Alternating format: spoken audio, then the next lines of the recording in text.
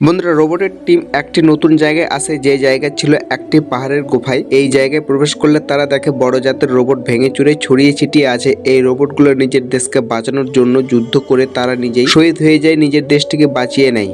ছোট রোবটগুলো চারিদিকে দেখতে থাকে, তখনই একটি রোবটের আলো রশ্মি দেখতে পায়। এই রশ্মিটা দেখে সবাইকে তার কাছে ডাকে এবং বাকি সবাই এই জায়গায় আসলে আলো রশ্মি দেখার জন্য পাথরগুলো হটাতে থাকে এবং সব পাথর সরিয়ে নিলে দেখে একটা রোবট যেটা 50% বেঁচে আছে। এটা তারা ঠিক করার জন্য একটি নতুন ডিভাইস রোবটের ভেতরে অ্যাক্টিভ করলে বড় রোবট পাগলের মতো ব্যবহার করে। সেভাবে আমি এখনো যুদ্ধে আছি। ছোট রোবট শান্ত হতে বলে রোবটটা শান্ত হয় এবং নিজের ঘটনাগুলো সবকিছু খুলে বলে বড় রোবট। ইতিমধ্যে রোবট পাশে দেখে তার সব সঙ্গী মারা গেছে, তাই সে নিজের দুঃখ প্রকাশ করে আর বলে, সরি, আমি তোমাদের বাঁচাতে পারলাম না। রোবটের টিম গুলো বড় রোবটকে বলে, আমরা তোমাদের সম্বন্ধে অনেক কিছু শুনেছি, আমাদের লিডার এই ঘটনাগুলো বলেছে। বড় রোবট কথাটা শুনে রেগে যায় আর বলে, তোমরা যাকে লিডার ভাবো সে আসলে